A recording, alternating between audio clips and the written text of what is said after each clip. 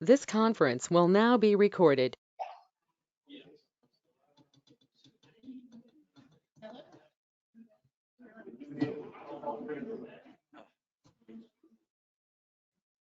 Hello, hello. About to. What's up? Why?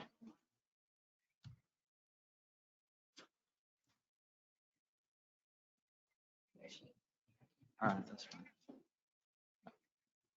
I ain't calling him. Just tell him to do it and I'll deal with it later.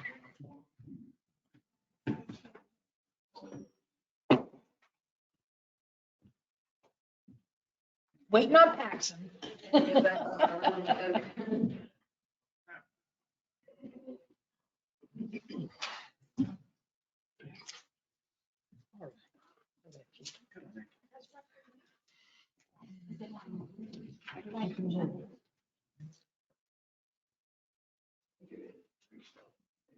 There you go. Excellent, If you need any help, just call us. excellent.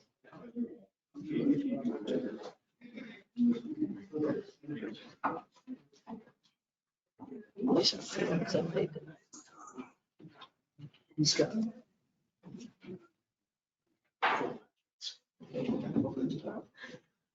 Yeah.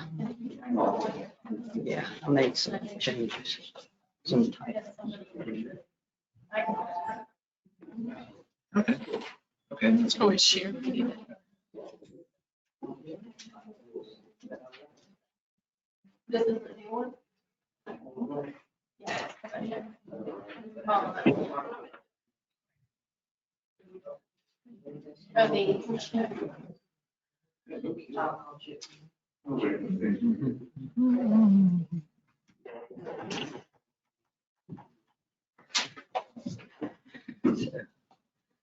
We good? Think so. We're live? We're live, we're recording. I don't see anyone from the public joining in remotely. Okay, I'm calling to order the August planning board meeting for the town of Cape Carteret. First thing on the agenda is the consent agenda, approval of the minutes from the June meeting and the July meeting. This is the first time we've had a consent agenda. We just vote yes. If you're comfortable with the minutes as they're presented, the appropriate motion would be to approve the consent agenda as presented. I sent a copy to Barbara, or brought a copy to Barbara with some typographical errors. Right. Okay. Council, Mhm. things of that nature. That could be a spell checker thing. Right, right. So with typos and additions that I've Okay. found errors. Thank you. Can I get a motion to approve that? Motion to approve. Second, Second. all in favor? 6-0, got it, Barb? Okay, the next thing on the agenda is consideration of the ordinance amending the Unified Development Ordinance. However, I would like to switch 4 with 5. Does anybody have an issue with that? Just to get it out of the way, because, You mean 3 and 4 or 4 and 5? well, 4 and 5, the change to, oh, I'm sorry, I have a different copy. I have what you originally sent me. Okay. I'm Yeah, sorry. it was, so it would be 3 and 4. I About would the just like to get this meeting out of the way about change. changing the meeting. Understood. We can Okay. certainly do that. So the idea, go ahead and let them know why we want to do this. Yeah. So as you all know, the town board meets on the second Monday of each month. The planning board meets on the first Tuesday of each month. And as you all, I'm sure, know, when there are ordinance amendments or other development proposals, we have to advertise for certain periods of time prior to Board of Commissioners consideration and ultimately approval.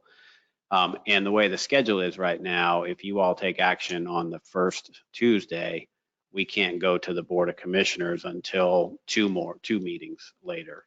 So I would ask the planning board to consider changing your regular monthly meeting date to any day really during the third week of the month, so that you all could make whatever recommendation you're planning to make to the Board of Commissioners.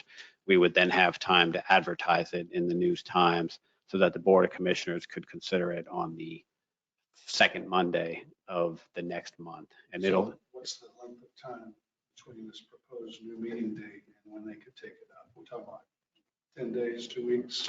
Well, for an applicant, and obviously time is money, and for your goals to move forward with improved ordinances, it will enable the Board of Commissioners to take action roughly 2 or 3 weeks sooner than they otherwise would if you made this change, because we have to meet certain advertising requirements. So like, for example, if you approve this tonight, we can't put this on the Board of Commissioners agenda for next Monday because we don't have time to meet the advertising requirements. But if you all were meeting that third week of August and you approve something, we would just put it on the September meeting agenda. And it just shortens the process for everyone involved. And so whether it's the third Monday, third Tuesday, third Wednesday, third Thursday, none of those things really matter to me. I would just suggest that you pick a date during the third week of the month. Possibly the Monday of the fourth week of the month would work in terms of meeting the advertising requirements, but third week would be a little safer. That used to be that they had a work session meeting, which wasn't a voting meeting, and then the regular meeting. So we had that. The problem is sometimes we have complicated things and only a couple days before the board meets. And I think that I personally think if it were 3 weeks before the commissioners, that would be best, but I can go with either 2 or 3 weeks. Yeah, if you did the third week of each month, that would be 3 weeks before the Board of Commissioners. So it would basically shorten the process by a couple weeks for the applicant or for whatever initiatives you're bringing forward. So when would our next meeting be? I think that's up for this group to decide tonight. We certainly could meet on the, let's say it's the third Monday. We could meet again on the third Monday of August if the planning board would like, or you could wait till the third Monday of September, really up to you. So what I'm asking is what would give the board time to hear from us and advertise and so What's on? the soonest they could act now? Right. Yeah, so as it stands right now, first of all, I'm not sure that, I guess it remains to be seen whether you'll come out of this meeting tonight with a recommendation on this ordinance. But if you do, it will not go to the Board of Commissioners until the second Monday in September. So if we shouldn't, and we go to this new schedule, we could still have it before them in September. You could, yeah. So like, for example, if you all come out of this meeting tonight and you have a clear consensus on what you want to recommend to the commissioners, we'll go ahead, we'll schedule it for their September meeting and they can consider it. If you come out of this meeting tonight and you say, hey, we'd like to work on this a little bit more, we could either schedule that meeting for the third Monday in August and you could take another crack at it and it would still get to the Board of Commissioners in September. If you didn't do that, it probably wouldn't get to the Board of Commissioners till October. And I hope I'm not confusing you. No, that explains it. Okay. So So, that would be August 15th. okay. Can I just throw out a wish list thought on this? I kind of like having meetings on Tuesday rather than Monday. That's fine. Thursday's fine with me. Thursday, Every day is Saturday. Rub it in, rub it in. I'm thinking we just move this 2 weeks back to this, to what would that be, the third Tuesday of the month? Just throwing that out. So the 16th. That's fine. I would rather not do it on Mhm. just, I don't want That's to fine. have it that close to the weekend, just for personal reasons. That third Tuesday would work. Really any day, week of the month, whatever you prefer. So that would be August the 16th. 16th. Is this something that requires vote? Motion. Yeah, I would ask for a motion and approval by the planning Motion to board. move to the third Tuesday of each month. Was there any, did you guys want to weigh in on this before we Yes, please. move to? Well, now it's discussion. Yeah, if we do another meeting this month, I won't be able to do it on the third Tuesday. I work on the third Tuesday. Which is ironic. Just in August, just on the 15th and 16th, I'll be out of town, but normally it would be okay with me. You can never do it on the third. I can try and switch it to the first Tuesday. Can we, does anybody care if we move it to Wednesday? Yes, that definitely won't work. Does Wednesday work better? No, So we- not for me. I will never be here on Wednesdays. You will never be here on Wednesday? No, Are you joking? Stop No. it, Neil. I'm not joking. I have a standing commitment. Oh, you do? Okay. So then do we just move it back to Monday? Does Monday help? Does Monday help? you? Tuesday is generally fine for me. Just this next one. It's just this See, next. let me tell you what the problem is. Okay. For the next meeting. Yeah. That we want to have. Yeah. That is important to get this work done. Mm-hmm. We will be too short.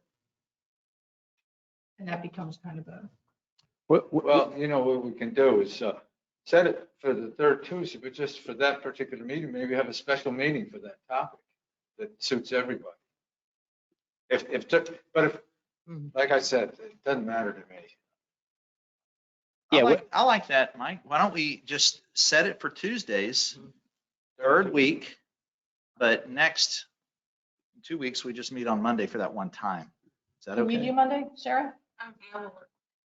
Will you be able to do Monday? Yes. Is everybody good with that? So the third Tuesday except for the third Monday. And the commissioners are, This month.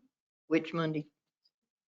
The commissioners are on the second Monday. Second Monday, okay, all right, just want to be sure. Generally, sometimes there's some holiday adjustments, but if you stick with a Tuesday, you should never conflict with the commissioners regardless of the holidays. So our next regular meeting will be on the August 15th, and every meeting after that will be on the third Tuesday. Perfect. Okay, Mike, you want to make a motion again?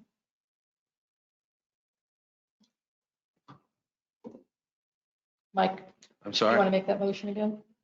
Make the motion for the regular meeting, our regular meeting be the third Tuesday of each. Sarah, second. All in favor?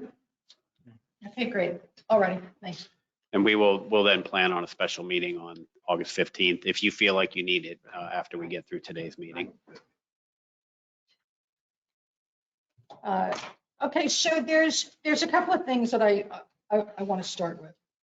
There are no public comments this evening for a reason. Normally, there's not public comment. We allowed it last time. Give people an opportunity to blow off steam, which you did. But there is a lot of work that has to be done, and that's what we're going to do. So I would ask that you reserve comment for this meeting. We are meeting again on the 15th. Everybody is welcome to call me, text me, or email me. Barb is happy to give you, if you call town hall, she will give you my information. Or anybody, or I can post it on, on our Facebook page, I don't care. Any other member of the board that feels that way, that is willing to give out their personal information for content or for contact.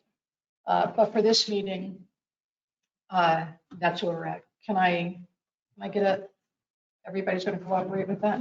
Okay, because we, as a result of the spirited meeting last time, we have one of our finest in blue sitting in the back of the room. And I just don't want to, have to repeat that need again. At this point, I'm going to go ahead and turn it over to Frank to brief us on consideration for the ordinance amendment. Thank you, Chair Hall, Planning Board members. So we had a good discussion at your last meeting in July about the townhouse projects, the special use permit, the desire for more housing options in Cape Carteret going forward. I understand prior to my arrival here, there was a meeting in June as well. In light of those occurrences and in an effort to try to find a resolution to this issue, I put together an ordinance amendment for you all to consider. If you're ultimately comfortable with this or some variation thereof, ultimately present it to the Board of Commissioners for their consideration. What I want to say, first of all, is that I intentionally took very, very good notes of every conversation I had. Most importantly, with the Planning Board at your July meeting and all of the input that you all provided on the issue when we discussed it at that time, but also in various individual conversations with some of you, various individual conversations with elected officials, with staff, with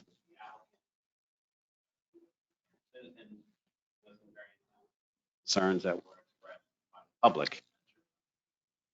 Also talked to the applicants for the townhome projects and really tried hard to come up with a solution that I hope will be generally accepted by most people in the community.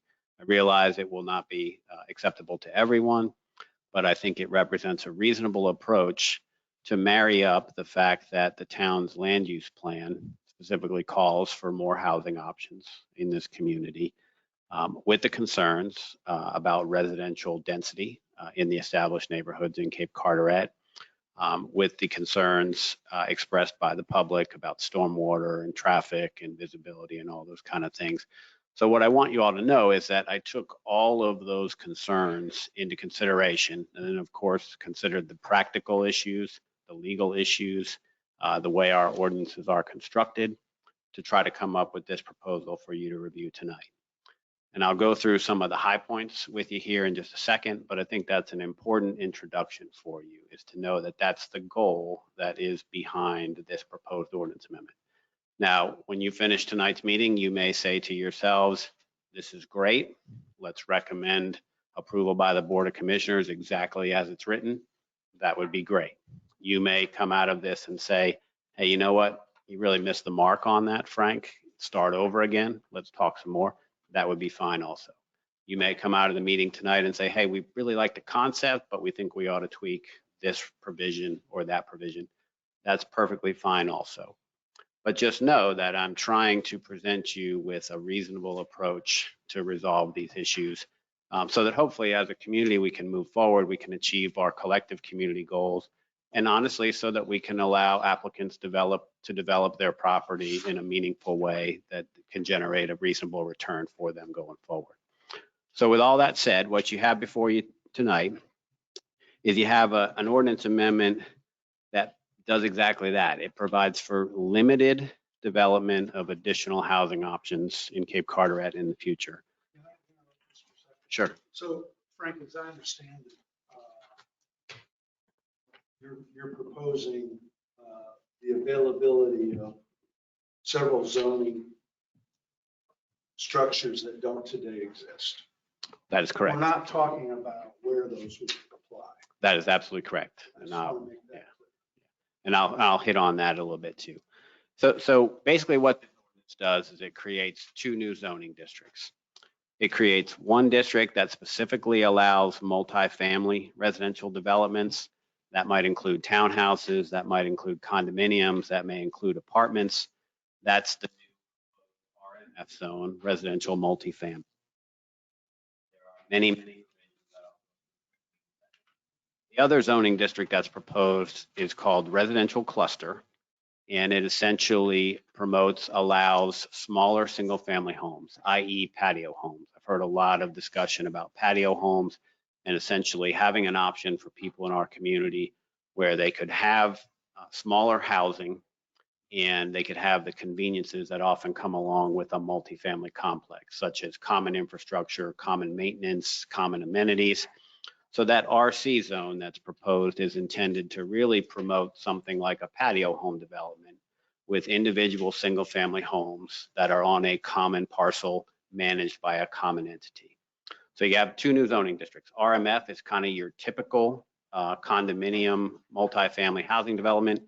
RC, residential cluster, is specifically designed to promote patio homes and have single family homes with that same type of arrangement that you might have in a traditional multifamily complex. What this ordinance amendment also includes is a proposal to eliminate the established R10M zoning district. And so I can show you a copy of the zoning map. There's a copy in everybody's packet. But we have an existing district that's R10M, it's residential multifamily. It does allow up to 5.5 units per acre of traditional multifamily housing. That's what I'll call it, those townhouses, things like that. We don't have any parcels in the town limits that meet the requirements for that as it is. So there's essentially nowhere in the town of Cape Carteret that someone could build any multifamily housing anywhere in the town. right now. As you see on the zoning map, there's actually one parcel in the town limits at the end of Live Oak Drive that's zoned R. However, it doesn't meet the land area requirement, which is 5 acres. That particular parcel is, I think, 4.19 acres, if I'm not mistaken. There's one other parcel that's zoned R10M. It's about 12 acres. It's just northeast of the intersection of Taylor Ocean Road and Highway 24. That is zoned R10M, would allow 5.5 units per acre. It's not in the town limits. It's in the extraterritorial jurisdiction. So because of that fact, and because of a desire to create options for additional housing types in the community, and the proposed townhouse projects that you all have discussed at length, that was the reasoning behind creating the 2 new zoning districts, so that we could allow some limited residential development at a slightly higher density in these 2 new proposed zones. In the packet that you received, I suggested that we eliminate the R10M zoning district. I'm here tonight going to change my approach a little bit and ask you not to consider that provision. I specifically wrote that provision so that we didn't harm any of those 2 properties, but I wrote it in a way that it wouldn't take effect until those properties were rezoned. I've had a change of heart on that since I wrote this last Wednesday and Thursday of last week. So that section about eliminating R10M, I'd ask you not to consider that right now, or we can talk about that a little bit further going on. So focus on, if you would, the creation of the RMF district and the RC district. And so I'll walk you through each of the proposed new districts, hopefully pretty quickly. They are, at the end of the day, they're intended to allow some limited additional density in these zones, but with rigorous development standards, so that we can address, theoretically, all of the concerns that we've heard from people in the community over the last couple of months. And ultimately, I think the simplest way to say it is I tried to write the proposed standards so that at the end of the day, someone driving by that might not even realize it was there, and certainly wouldn't recognize the impacts. So the RMF zoning district, it establishes a minimum parcel size of 2 acres in order to qualify for that. It allows 4 units per acre. And so that's what we currently allow. In our residential district, we allow anywhere from 2 units per acre. So in RMF, excuse me just for 1 second. Let me see if I mute this person. Well, I don't see anyone else online. I don't know where that noise is coming from. I apologize. All right, I'll keep going. So the RMF district has to be a 2 acre parcel to qualify. Would allow 4 units per acre. Again, slightly more than what we're talking about. Districts anywhere from 2.1 to 3.2. In the R10M district, we allow 5.5 units per acre. So this is less than that, but more than the traditional residential districts. Importantly, in this district, the only uses that would be permitted are residential multifamily projects. And there's a definition included in the ordinance amendment, but it's essentially townhouses, condominiums, things like that, that are connected, have a common wall, so forth. The maximum height that's proposed in the RMF district is 30 feet. And so we currently allow anywhere from 35 to 40 feet in our residential districts. I purposely proposed 30 feet because I was trying to minimize the impacts, and I was trying to limit any new structure to generally 2 stories, maybe 3 stories. That was intentional in my way of thinking. The planning board may have a different idea about that. You may say 40 feet's fine or 35 feet's fine. But again, I'm trying to essentially minimize the impacts of any new development that we might allow with slightly higher densities. But as it's written, it calls for a 30-foot height limit. There are setbacks that are generally equal to or greater than all of the different zoning districts that we currently have. There's some exceptions in there if it's adjacent to other RMF property, but generally slightly larger setbacks. Again, consistent with the goal so that when someone drives by it, they might not even know it's there. That's really what I'm hoping to achieve. It also includes a 20-foot wide natural or landscape buffer, and that is generally equal to or exceeding what we currently require for landscape buffers. And again, goes with the concept that hopefully the person wouldn't realize that the project is even there. It does have properties along a golf course, or if it's along the water, certainly people want to be able to see those kinds of things. But otherwise, if they're adjacent to other residential developments, there's pretty stringent buffer requirements. Stormwater is a big concern in the community in general, certainly was a concern that came out during the previous discussions. Any project that requires a state stormwater permit generally has to manage the runoff from about a 3.7-inch rainfall event. Town of Cape Carteret doesn't have any standard for our residential developments that don't qualify for state permits, but this project, this proposal specifically says that if you're going to build a new multifamily project in this district, you have to infiltrate the runoff generated by a 4-inch stormwater event. So it's slightly higher standard than what the state would require. And the state standards only apply for large projects if they disturb more than an acre, if they have more than 10,000 square feet of impervious coverage, if they're within certain distances of water bodies. But what this ordinance does is for any project in the town of Cape Carteret, if you're in this zone and you're building a multifamily development, you've got to control stormwater generated by a 4-inch rainfall event. That's a lot. Finally, there's a specific provision in here that says any new plans would be reviewed first by the staff, and hopefully we would do the best job possible in ensuring compliance with the town standards. But then it would go to the planning board, plans, and make a recommendation to the Board of Commissioners and on any proposals that come. So that's the proposed RMF district. And please note that it is for kind of traditional multifamily housing developments, townhouses, condos, etc. If the town creates this new zoning district, that action would not rezone any parcels.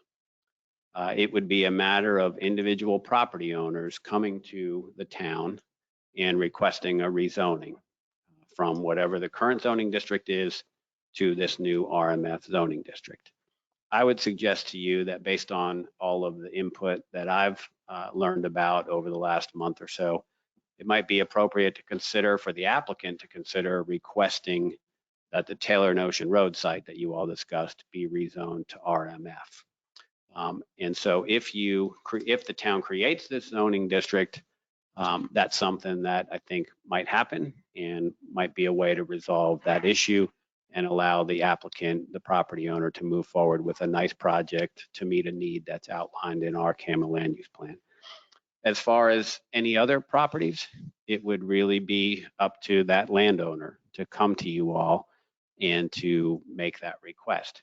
And there may be some parcels that come with a rezoning request, and the town may say, you know what, that just doesn't make sense in this particular case. And in which case the town just would not rezone those properties. In cases where it made sense, you'd have these standards already established. You could give the community and give yourselves some comfort that they'll be built in a responsible way. And you could recommend approval of the rezoning. We would go through the typical rezoning process and so forth.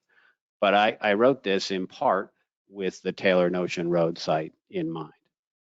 I want to talk about the town center a little bit, but I'm going to save that till after I go through the next zoning district. So the other proposal is for I called it the residential cluster zoning district, the RC district. It's intended specifically to promote patio homes, essentially, single family homes on a common parcel, sharing common infrastructure, common maintenance, all those types of things. It's intentionally written to be single family. These are individual units. They're not attached. It's a distinct home with their own little area on a larger parcel that's owned by the entire association. So again, any parcel could request rezoning to this RC district, and it would be up to the planning board and ultimately the Board of Commissioners to decide whether or not that's appropriate. So the development standards that are included for the RC district, they're very similar to what I just described to you for the RMF district. There's a couple of key differences. It's the same 2-acre requirement for a parcel of land to qualify. It's the same 4 units per acre that I mentioned for the RMF district. But it only allows single-family residential cluster units, and then any associated uses, maybe a clubhouse, maybe a pool, those types of things that you might typically see in those environments. This residential cluster district does not allow townhouses, does not allow condominiums, only allows these cluster homes, as I call them. This is written intentionally with a maximum height of 20 feet. And I've really questioned myself whether that was too low, and you all may want to discuss that, because I wrote it to be 20 feet to basically promote 1-story homes, patio homes. I was trying to create the patio home district. And again, I'm trying to balance all of these different concerns, but it specifically says 20 feet.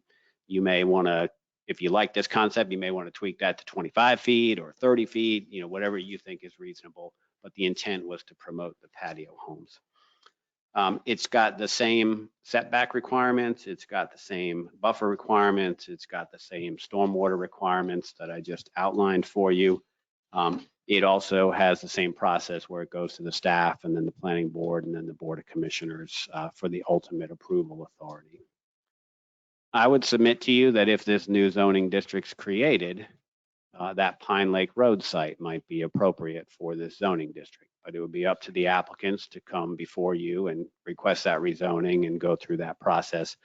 But I wrote this with that in mind. So, Frank, Sure. let me interrupt before I lose this. So for RC and RMF, it would come to the planning board. Your proposal is that this would be permitted by right. And currently, the planning board doesn't get any permitted by right residential. So there seems to be some inconsistency there with the other residential, which we really don't have to have anything to do with. Individuals. Yeah. Yeah. So yeah, exactly. it's kind of a function of the complexity of the project as well as the local preference. In Cape Carteret, and I would say in any community, I don't think there's a reason for any single family home to go to a advisory body or the governing body. And we don't allow anything other than that. So this is a new step for us. We're stepping into some little bit higher densities, some multifamily residential.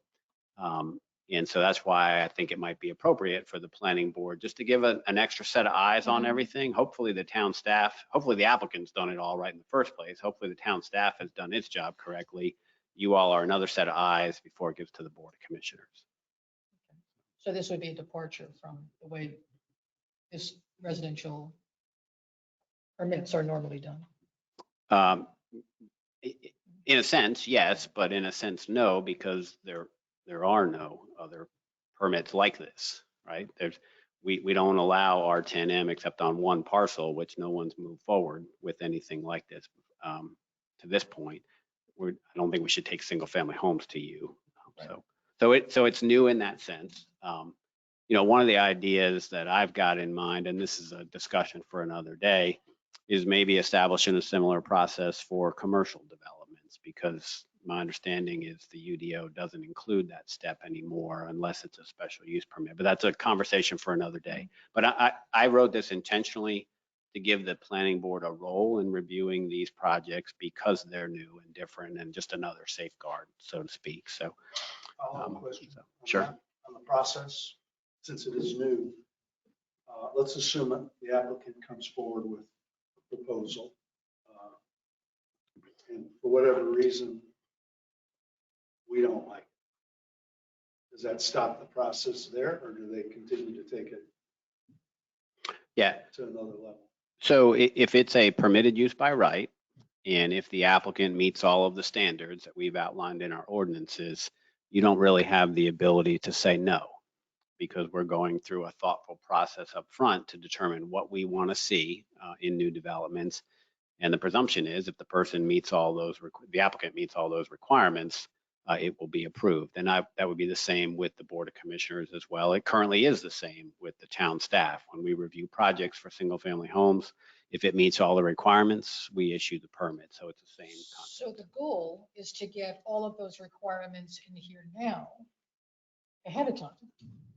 So it greases the skids on the other end. Well, Establishes it standards. establishes the standards Right. that create the, what was the phraseology, the right, permitted by right? Yeah, it's a permitted use by right. And so my goal from my perspective with that approach is, number one, I want to create certainty for the applicant, certainty for the advisory board members and the governing body members, and certainty for the public that this is what will happen, can happen in our community. Secondly, in everything we do, every development review, I want it to be as efficient as possible and move it along as quickly as we can, provided they meet the requirements. So if the planning board has no authority in that, one way or the other, what's the purpose of it coming to us? It's really, it's an extra set of eyes to make sure that we did our job. They did their jobs correctly. The staff did its job correctly. The Board of Commissioners can feel confident it's been thoroughly reviewed.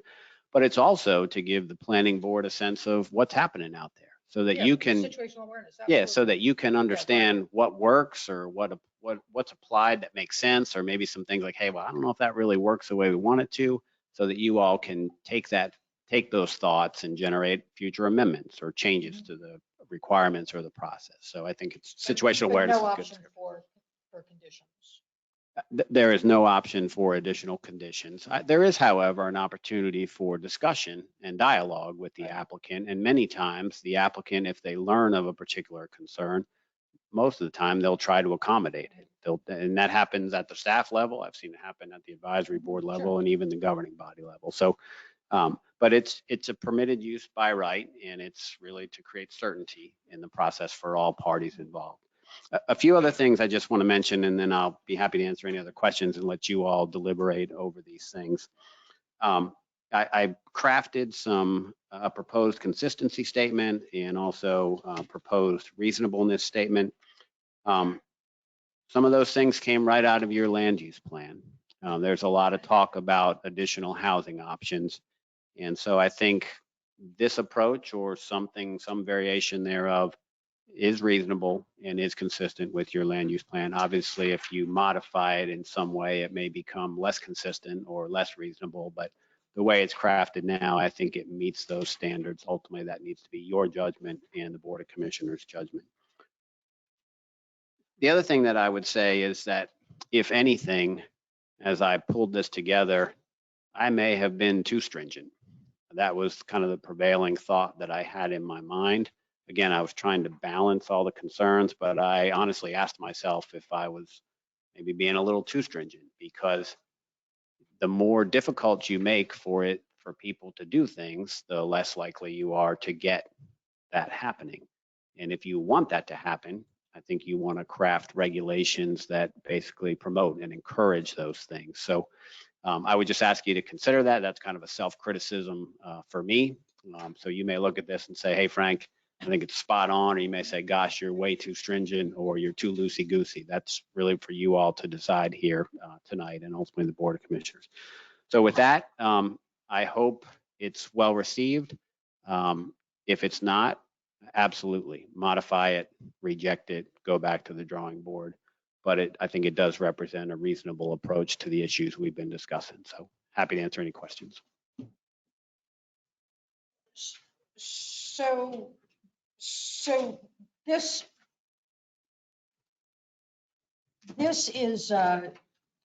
is driven by the Taylor Notion project and the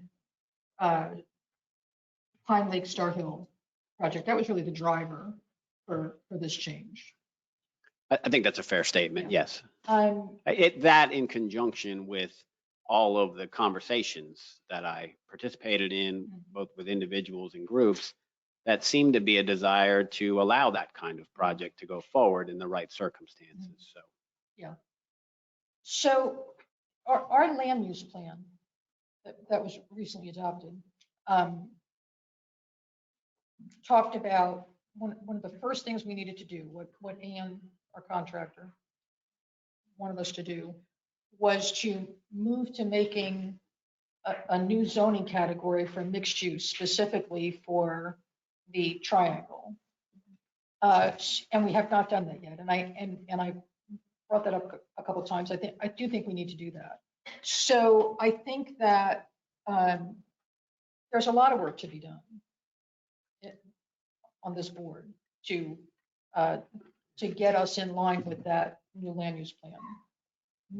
Not just this. I want us to think a little more broadly and not just focus on these two projects.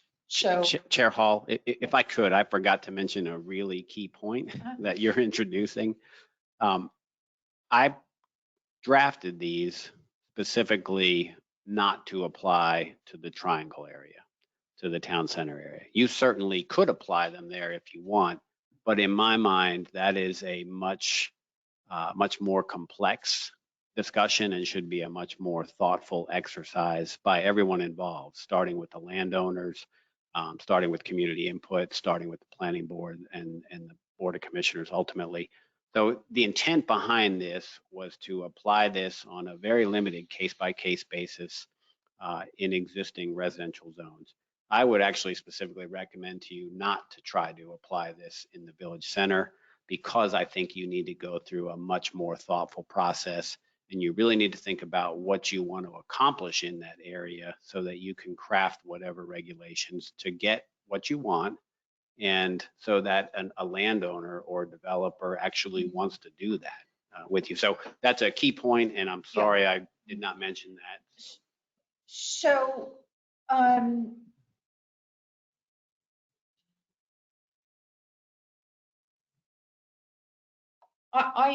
am not comfortable with,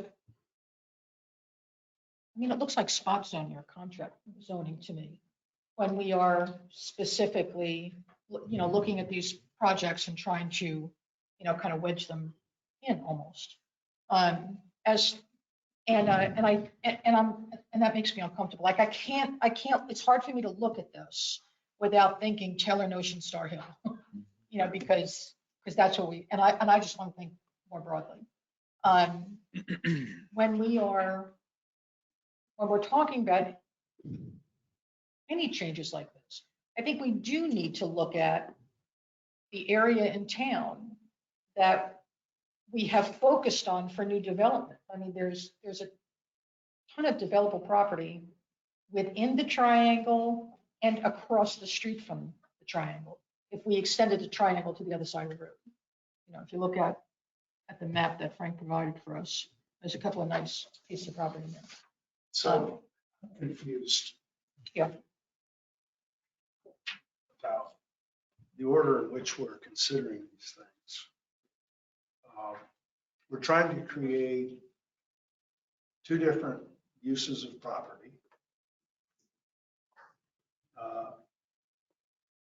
And maybe eliminating one that's on the books, maybe not. Without, even though these were drafted with certain properties in mind, they wouldn't necessarily be designated for those properties. We're just approving generally. Yes, that's exactly right. Okay. This is So, right. I mean, where this would apply is a completely separate discussion. Yes, absolutely. About, That's why I think it's important that we're looking at this map and the land use plan rather than focus on those properties. I think we need to think in terms of the future of what could be developed in town. I think that's important. but I mean, whether we adopt these changes doesn't prevent us from having additional conversation about other zoning That's right. that we may want to entertain. That's right. Right. Like And- mixed use. Yeah, and so Yeah, absolutely. in the spirit of progress, I don't I hope we don't get bogged down trying to solve world hunger all in one meeting. I mean, if we like these or if we want to tweak them. Mhm. I mean, I think we would be accomplishing quite a bit. Yeah. To, And I think that's my point, is that I want us to not draft these text amendments in order to accommodate those two projects. I think we need to look at this map and the land use plan and make those text amendments to accommodate that vision. So, I mean, there's a lot that's in the UDO that's good. I mean, there's a lot of work that has to be done. It's a mess, but there's a lot in there that's still good. Go ahead, Mike. It's going to take a while to get where I want to get. First of all, I have a question. What is the difference between R10M and RMF?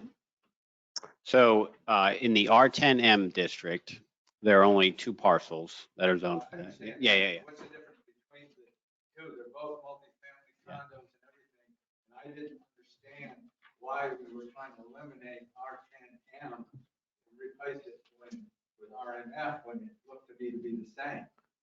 So the key differences are that the R10M district allows up to 5.5 units per acre as opposed to 4 units proposed in the RMF district in your packet.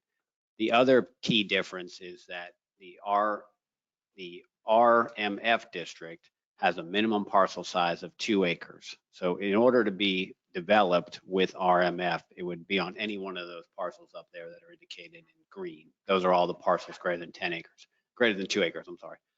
In the existing district, you have to have 5 acres. So there's really de facto only one parcel in the entire jurisdiction that meets that standard. It's a 12-acre parcel in the ETJ. So key differences are 4 units versus 5.5, 2-acre minimum size versus 5-acre minimum size.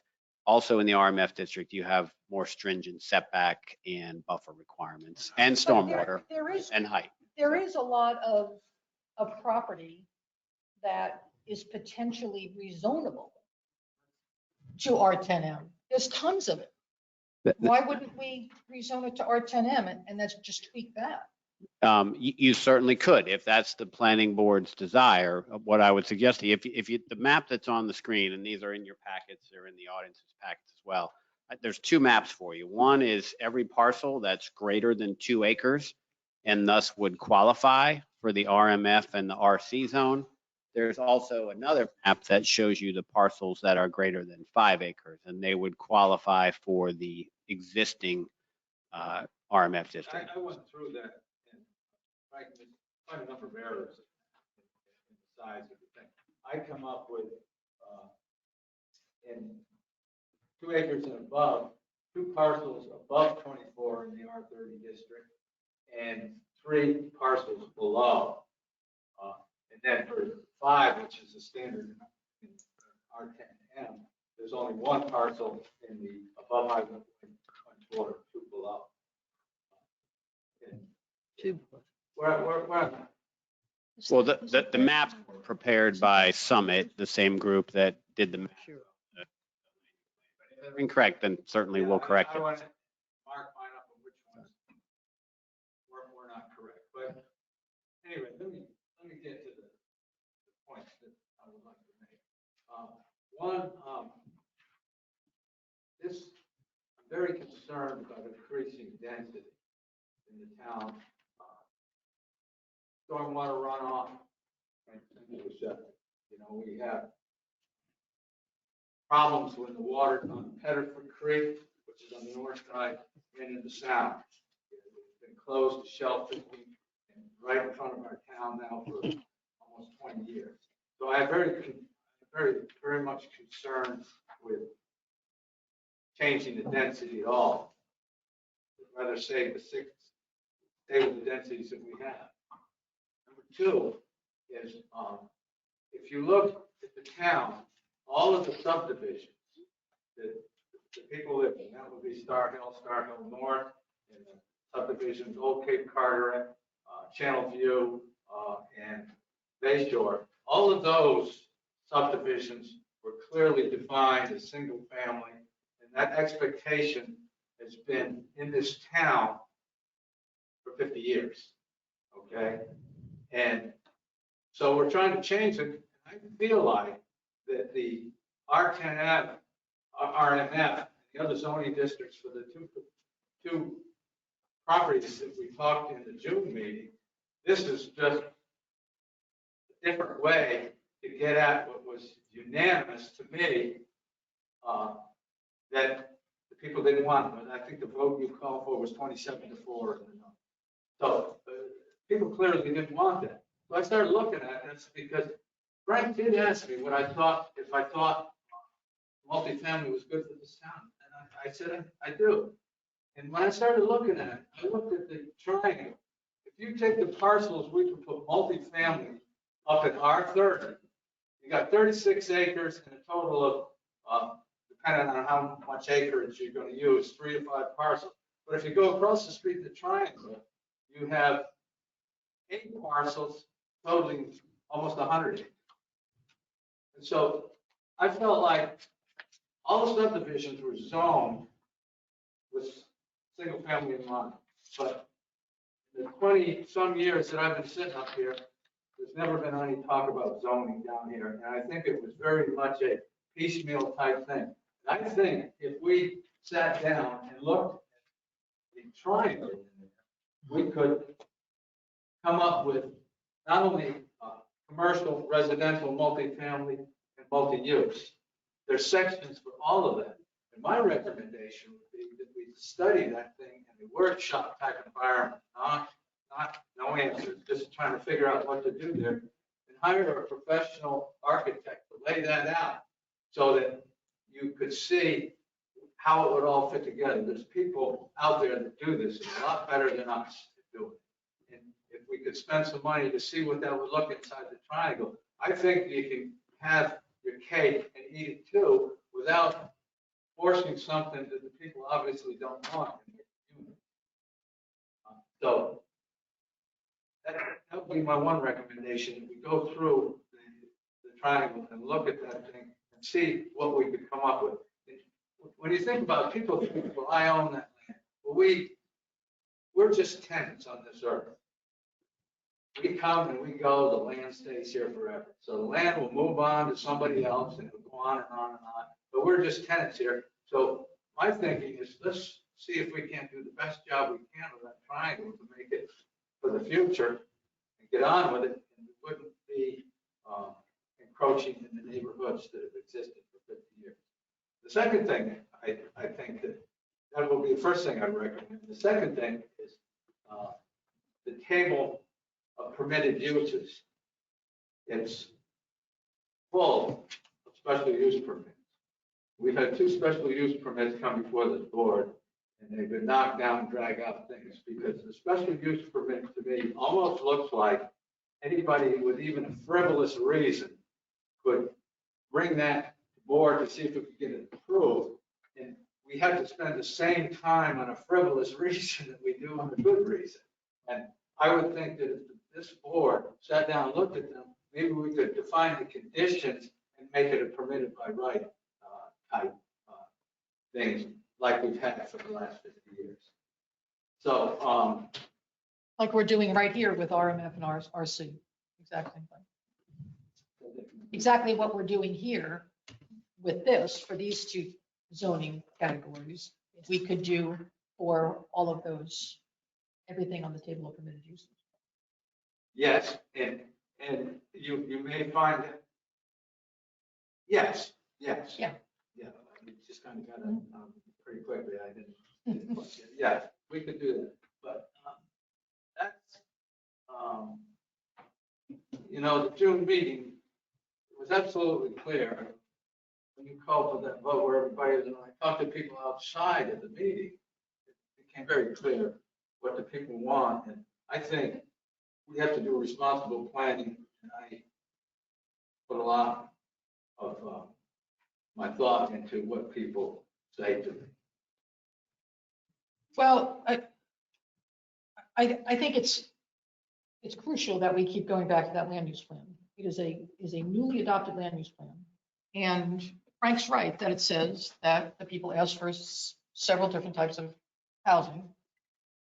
But it also said that, that we would not encroach higher density housing in the existing established neighborhoods, and that it would remain inside the triangle. So I think it's important for us when we say we want more housing, and the land use plan says that the caveat is that it was not encroaching in existing neighborhoods and that it remained inside the triangle.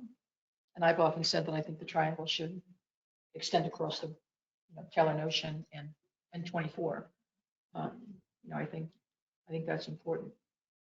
So Well, that's sort of a little side issue of Yeah. the same thing.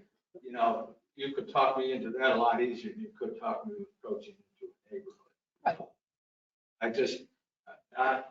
A little story, when I came here in 97, my wife went on a lot there, and she says, you need to look at this, you might be interested. And I went down there, and I was interested. And so I called the town hall, and Carol Fox was the assistant there, and I said, I want everything in the ordinance and any covenants you've got in this neighborhood over here, so I know what I'm getting into. And I came back the next week, and she had a nice big packet, and I went through it. Everything that I was looking for. So my expectation coming here was this is how it is and this is how it's going to be. And I think other people feel that way when they move into a neighborhood. It's like people buying on a cul-de-sac. Everybody knows why somebody buys on a cul-de-sac.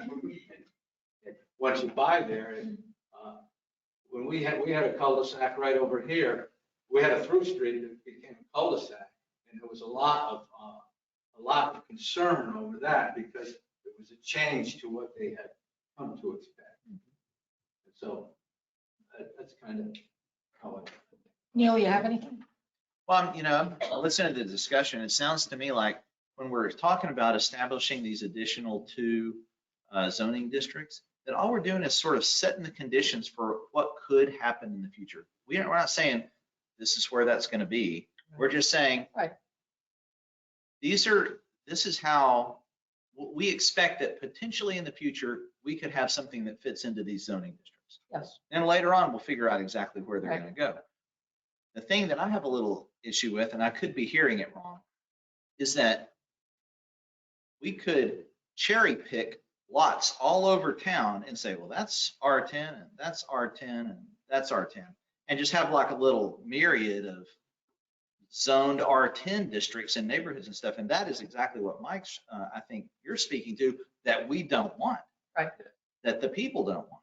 We want, we establish these zoning districts, but when we do that, what we're saying is they are going to be applied somewhere. Yes. So I think that if we decide to establish them, we need to specify where they're going to go. And if somebody comes in and we see, that little cherry picking starting to happen, we shut that down immediately because we've already specified where they're going to be. Now, when I say shut it down immediately, I mean, we need to set the conditions for how we think the town should be in compliance with the land use plan. So that becomes a zoning issue. Yeah. Specific zoning issue. Excuse me, I don't understand. Would you explain what you mean by cherry picking R10? Sure. And like I said, I could have heard it wrong, but I think what I heard Frank say was that if there was going to be a rezoning later on, someone would have to submit a special use permit to have their property rezoned, or is it a different terminology? No. It would basically be a rezoning application. Okay, a rezoning application, but that could happen anywhere Yes. on a single lot. One thing I want to make sure that you all understand correctly. So let's just say, for example, we weren't talking about creating these districts at all. Okay.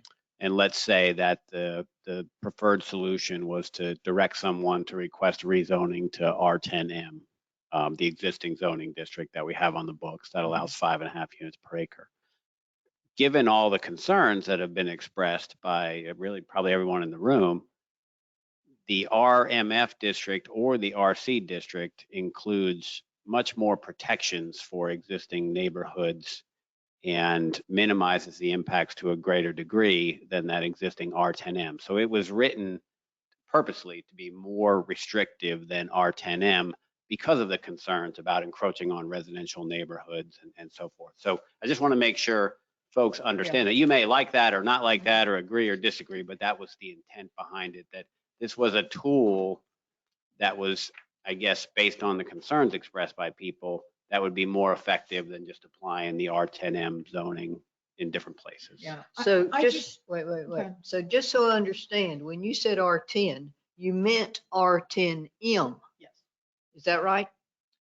No, I meant the new R10 that we're talking about approving. That could be if somebody comes up and says, I'd like to request, for example, my corner lot in Star Hill North. I'd like to request that be R10 now. That's not on the table. That's not No, R10. There is no such thing. There's a request for rezoning. He's just getting the terminology wrong. Yes, saying that's what RMF. He means RMF.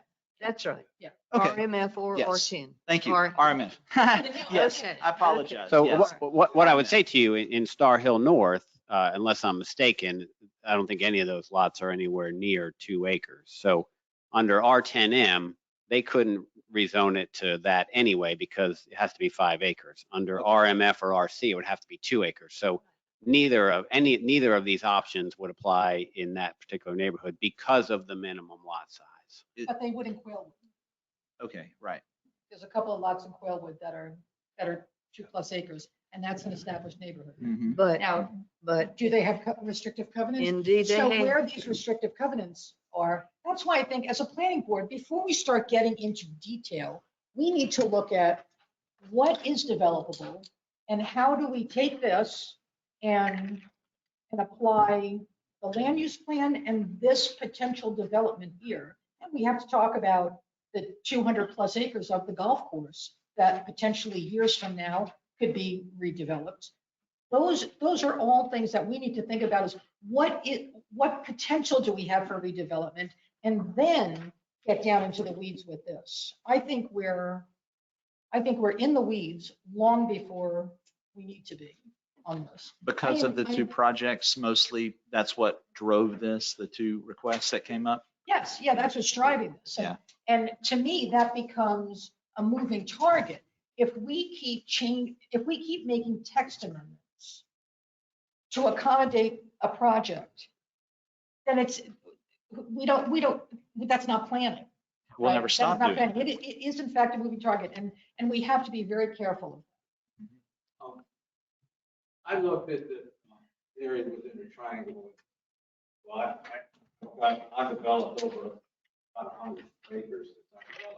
But I think there's room up there that you can do all the things that we're trying to do. RC, RMF, multifamily, multi-use, and commercial. If you fit in there nicely, without approaching the neighborhoods. And I think it's right where you're going, Susan. We could solve all the problems without creating a problem. Right, exactly. And that's kind of where, the other thing that's got in there is we start increasing the density. I talked about sewer. The only place we've got any kind of a sewer plant is in that triangle, and that could be expanded or modernized, expanded. And I would also recommend when they do this thing that they look at that.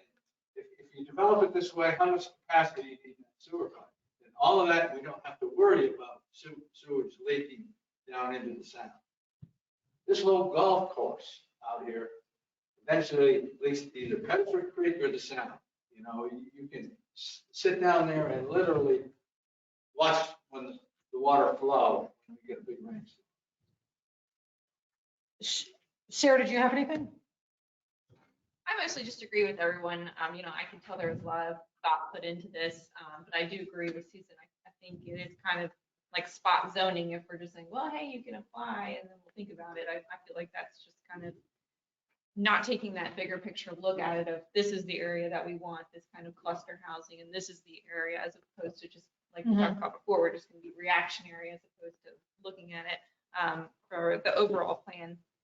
And then certainly density. I know 4 units an acre doesn't, as you mentioned in the memo, it compared to other places in North Carolina, it may not be high density, but for our town, I feel like it is, right? If it goes over that 3.2, it's the highest density that we have. So we have to be mindful of that and stick to the land use plan where we looked at that density map, and it says that that's got to stay.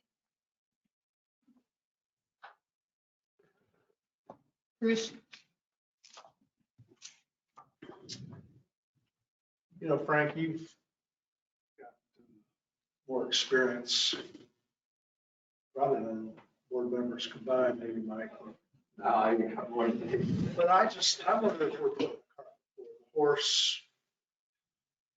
Susan wants to talk about these are the permitted areas for certain zoning changes. This is where the growth. I don't know how you have that conversation without the landowner present and agreeing to it. It seems like that's taking a property right without representation. Here we're talking about whether we decide to implement these zoning at all. In my mind, at least we're putting it on the board as a possibility. At some point in the future, we can decide where it would apply. I'm not sure exactly how that would happen. That's really my question to you is, are we approaching this thing sequentially in the right order? Yeah, I think I'm going to try to answer your question as direct as I can because I feel like I didn't before. Moving forward, you're correct. You're basically just setting up the tool. You're creating the new districts so that they're there with a common understanding of what it generally will be like if it's built. To implement it, you're going to have a property owner want to request that you rezone their property to one of these 2 new districts. And then more importantly, you all are, and ultimately the Board of Commissioners are going to have to make a judgment whether or not that's appropriate. So for example, let's just say for discussion purposes, you all approve this exactly as it's written tonight. And let's say that the folks may come back and request rezoning of the Taylor Notion Road property to this RMF. You all may very well say, we just don't think that's appropriate. We don't think that works. Or the Board of Commissioners may say, we don't think that works. And likewise, another individual may come forward to you and request rezoning of another property. And you may say, yeah, I think that probably makes sense. We can accommodate this project with minimal impact. And I will tell you, one of the common comments that I heard over the last month or so from many people was that, that Taylor Notion Road project doesn't seem like it would really create any negative impacts for people. Let's see if we can figure out a way to accommodate something like that. So there's a wide variety of opinions there, and it also depends on your perspective. So first of all, what I would say to you is spot zoning is not illegal, and spot zoning is subjective, and it depends. If you are plopping a target in the middle of Star Hill, I would say that's probably spot zoning. If you're just tweaking the residential densities a little bit, probably not spot zoning, but it's in the eye of the beholder, and you all make those judgments, and ultimately the governing body makes those judgments. So you asked if it's putting the cart before the horse. I think it really depends on what you want to accomplish. I would say to you, I don't think you want this. I don't think you want either of these zoning districts as a possibility in your town center. I think you want something much more visionary, much more carrot for the landowners, for the developers, that achieves that vision in the land use plan. But if you want to make a little bit of incremental progress, if you think that it might be appropriate, for example, to allow something like was proposed on Taylor Notion Road, you may want to take it incrementally with something like this. So it really depends on what your preference is. I don't, well, it's your judgment to make, really, ultimately. Frank, one thing that kind of set this off is the original proposal for the 2 properties in the R30 district was an excellent open door, okay? Now, I think we're past that Yeah. at this point. It's just, for me, it's too much too fast. Okay, you know, we have had 50 years of this, and I have not seen any changes in the zoning inside the triangle in all 20-something years.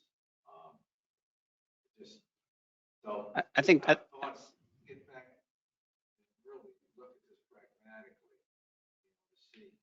you know, to see what could be possible.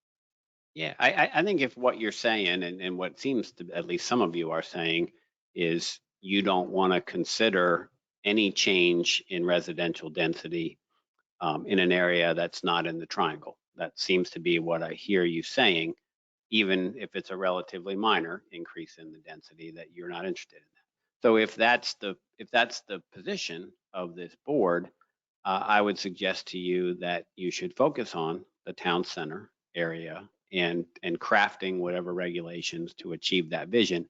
I would submit to you that's going to be a really long process. And I think you're going to have to, you have some opposition from property owners there now that I'm hoping to work with those property owners and better understand their concerns so that we can all move forward and come up with something everybody feels good about. So that's that whole town center thing. That may be the most important thing you guys do, to do it right and set it up so that you get what you want and the landowners are happy and the incentives are there for someone to develop what you want.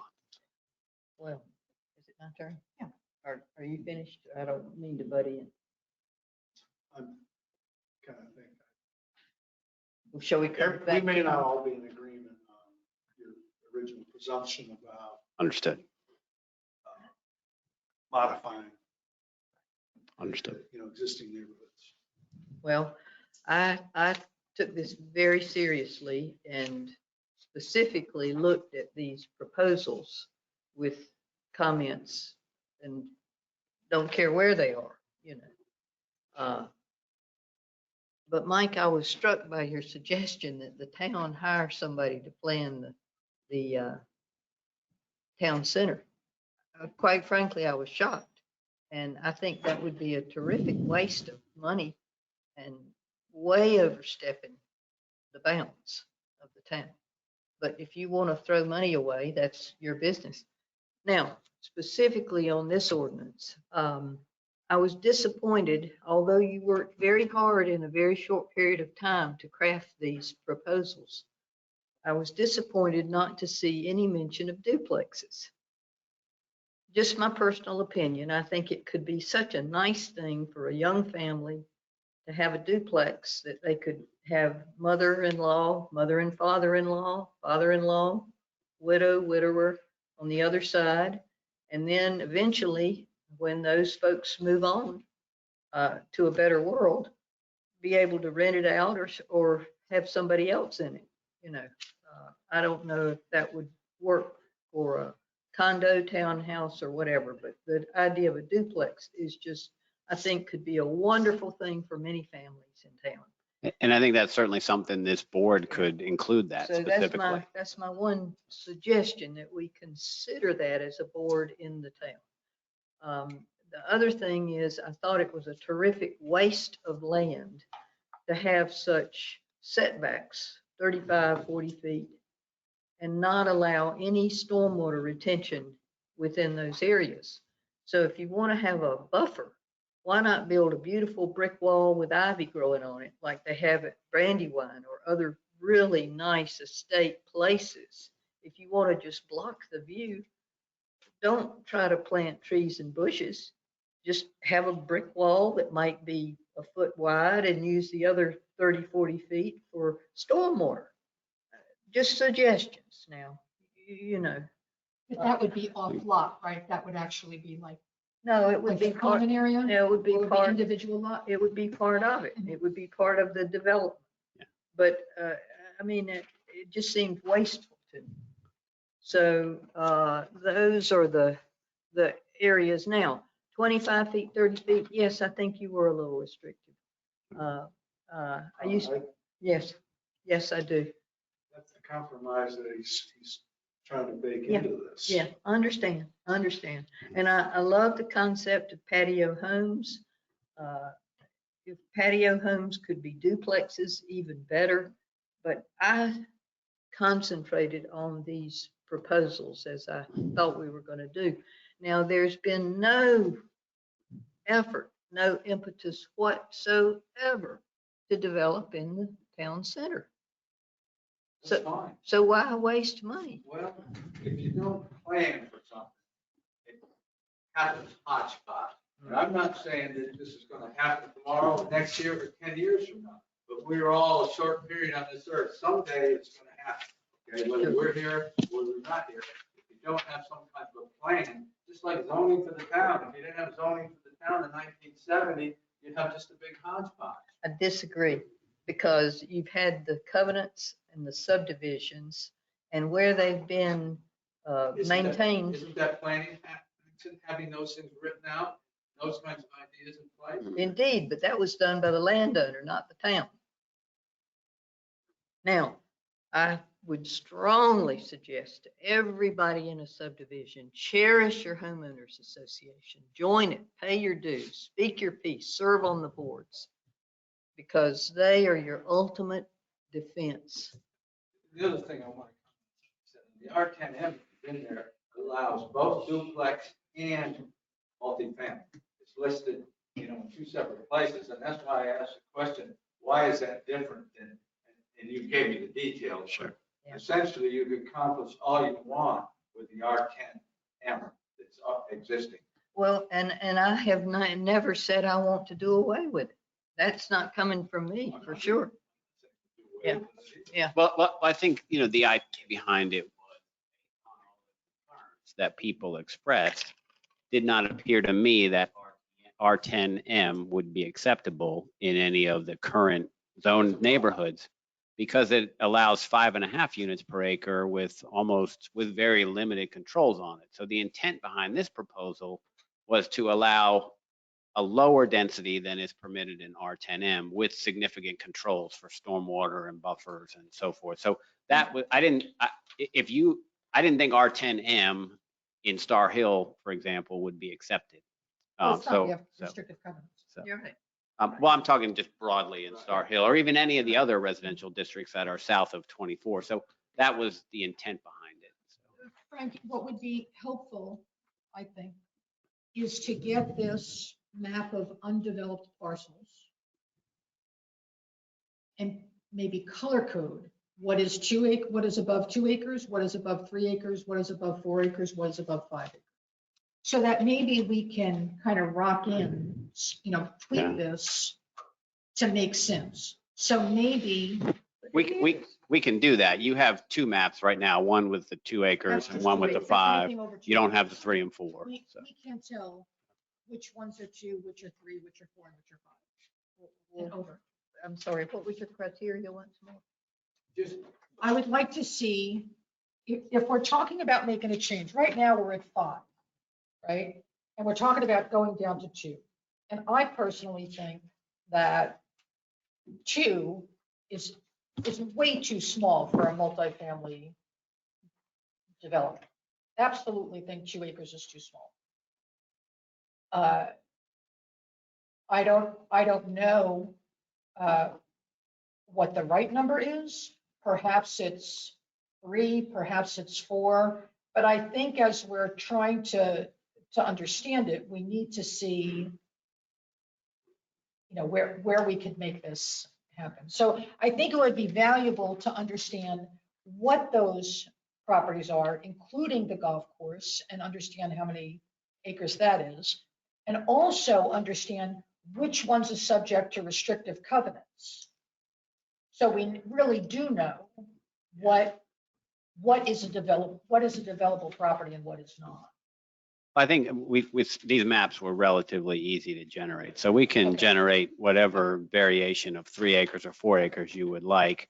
When it comes to which properties are subject to restrictive covenants, that is a really significant undertaking that we would need to really decide whether that's a high enough priority to warrant the resources. You got the bones.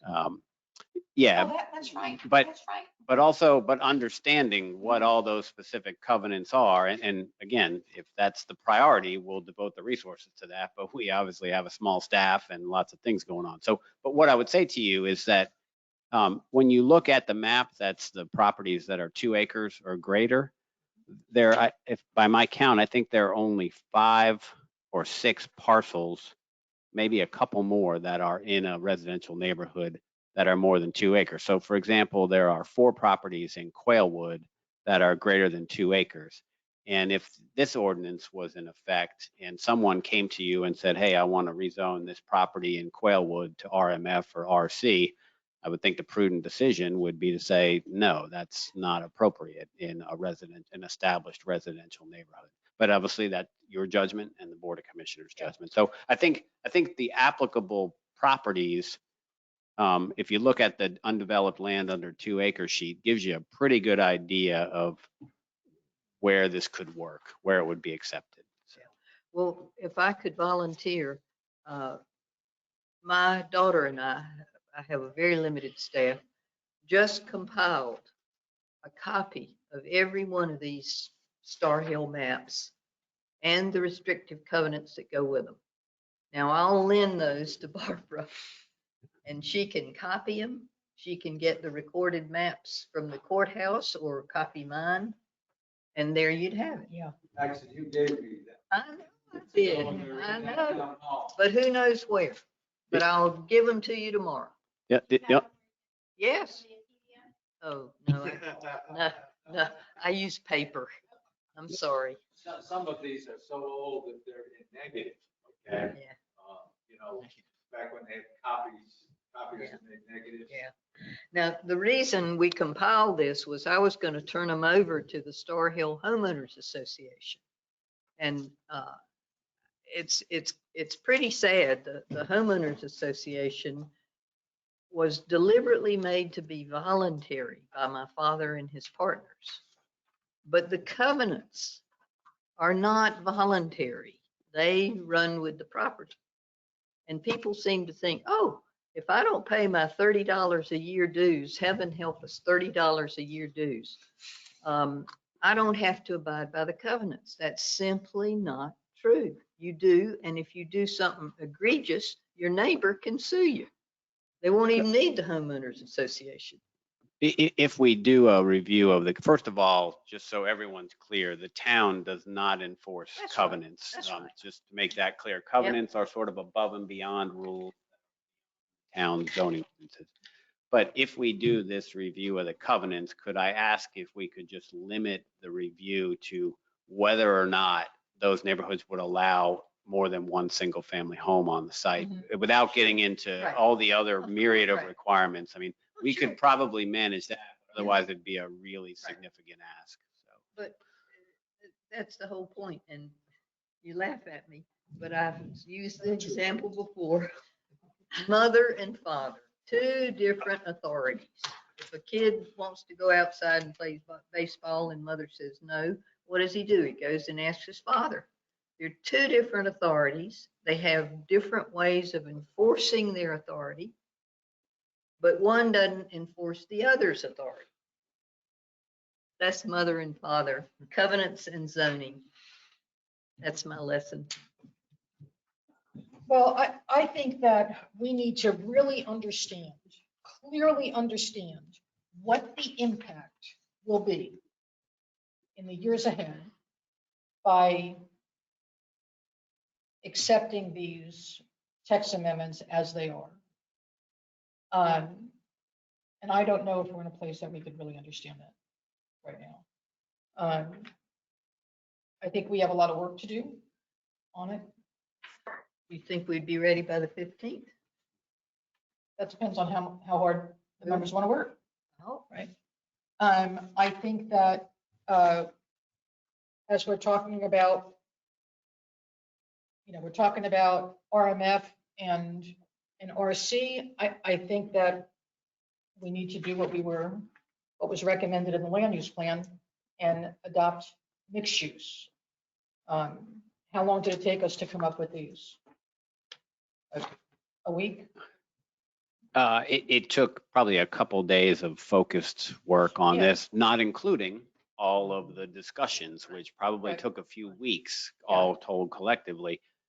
I would just submit to you, this is much simpler than the mixed-use town center concept. Well, what I'm suggesting is please don't waste your energy and time at this moment on the mixed use, on the triangle. Work on whatever else we need to do. And if we don't need to do it, let's don't work on it. But I have no plans, as I've said in many public meetings, to develop the triangle at this time. So why? Well, I was gonna say, I think it goes hand in hand, though. I think if we do the work on the triangle, we talk about the triangle may extend to the other side of Taylor Motion, and then boom, we can have a better idea about that property, as opposed to just creating a whole new zoning category for something and being like, sure, yeah, that's good. Yeah. I think we need to do the work first and then accept that project. Well, as long as you understand that there are no plans right now for the triangle. There's no possibility without all the partners who own the nonprofit sewer plant agreeing, A, to expand it, B, who's going to pay for it, 3, who's going to use it. And the partners are McDonald's Corporation, not a local franchisee. Hardee's, Carl Jr. Corporation, Swain, McDaddy's. Those are the partners. Yeah, I don't own it. I do not own it. For my sins in a past life, I'm the controlling partner and have to keep it up and repair it and maintain it and pay the operator and I don't know. I think that that's a perfect illustration of how complex it's going to be to develop that. And I think it's really imperative that we get it right as a community. And I've started to set up meetings with affected property owners to just explore, what are the ways we could make something work that people feel good about. It's just going to take a long time, but we can get started on it. Absolutely. So does anybody feel like there's value this evening in picking apart I have tons of notes here, but I don't know if we're ready at this point to start going through. One of the things that I think needs to be added for is that there needs to be a minimum width. A minimum width, like of townhomes. And townhomes are like 12 feet wide, looks terrible. Oh, width, I'm sorry, I didn't hear that. That's because of my Jersey accent. So I think that a 22-foot or 24-foot minimum width would provide, it looks good, or it looks much better. You could also have on-lot parking. And that was something that is in our land use plan, reducing parking lots. And I think it's realistic to push that down to RMF on lot parking, 24 feet wide. So 24 or 22? 24, I'm sorry.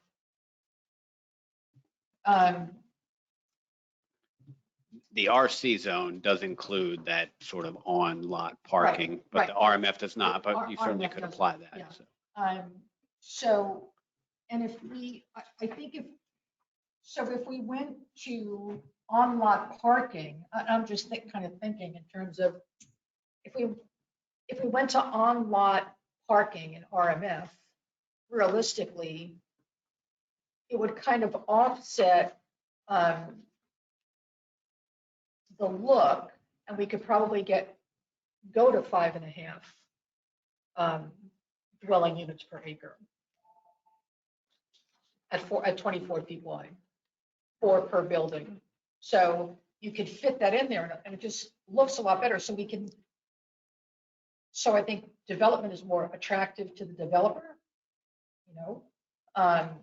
and we have addressed, some of the things in the land use plan, like regarding parking lots and that type of thing. Can I ask a clarifying question? Yeah. So if it's, let's just say it's a townhouse development and they're 24-foot wide, the way the RMF zone was written, it required no more than 4 units in a particular structure. So Right. 4 connected together. So are you saying that you would just have the required 2 or 3 parking spaces directly in front of each unit? Is that what you mean by on-lot parking? Well, so townhouses are sold individually. It's just a 0 lot line Sure. property. So just like any other townhouse that has a garage, their parking is on their property. Okay. If we did that, then you eliminate, there's a couple of things it does. It eliminates the ugly parking lot. And it makes some use of that setback in front. I'm not a big fan of 40 feet because it kind of defeats the purpose. Well- That I think it's a little too much in the front. Please understand that the setbacks that were proposed in here, and I apologize if it was not as clear, Yeah. that's for the entire project. That's not for an individual unit. So it's just a 40-foot setback along the front of the project. Each individual unit would have no setback, essentially, the way these are written. So these are common, it's a common area parcel. So there's a setback from the adjacent public streets that's 40 feet, I think it was. And once you're inside and beyond the 40 feet, you can do whatever you want, basically. There's no setback for an individual unit. It depends on how they lay out the particular development, whether it's a townhouse or the residential cluster. That's kind of the whole point of the residential cluster, is to kind of get things closer together. And obviously the townhouses Right. are all connected right Yeah. next to each other. So there's no does internal setback. So is the 20-foot buffer and the road part of that setback? So the setback is along the adjacent public streets or maybe the adjacent private property lines. And the So- buffer is around the perimeter. It's not within the development. Now, the developer can certainly do whatever landscaping they want, but none of those setbacks or buffers apply within the interior of the property the way that it's drafted. Because it's one common parcel. Right? It's not, it's kind of like your typical condominium development or patio home development. You own the little box that you purchase, the structure itself. With the little front lawn. Yeah, potentially. So there's a 20-foot buffer, and then there's a 40-foot setback, or is the 20-foot buffer part of the 40-foot setback? Yeah, it's part of the setback. So it's one and the same. So let me tell you a specific example so I don't. So in our UDO, there's some, for instance, the existing one that addresses that, like anything on Tillon Ocean Road or R10M, says that the buffer has to be in addition to the setback. Oh, I think that was a mistake. Yeah, I don't, that would That's be, what it says. that would be highly unusual. Yeah, I very. don't, because then you're taking up all of the land for Well, someone. that's my So, point. but the way, That's my point with these numbers. the way this is written, for example, it says a front and rear setback would be 40 feet. Side setbacks would be 30 feet. There's some exceptions for the golf course and other things like that. And what it says is that the buffer is 20 feet all the way around the parcel. So we've got 40 foot and we've got 30 feet on the sides. And that 20-foot buffer is within those setbacks. They're not in addition to that. It's not 40 plus 20, it's 40 including the 20. So we probably, the graphics that we have in the UDO right now? Yeah, we certainly could It draw prob- something It like that. probably would be Sure. valuable to, and then to go back to the existing ordinance and see how it affects that. Because any of these changes is a pebble in a pond, right? It's going to be, all these changes here are going to change 100 different things in the UDO and other cases. Well, I don't think they Yeah. would. These are all as stringent or more stringent than all of the other setbacks and the requirements that are in the UDO right now.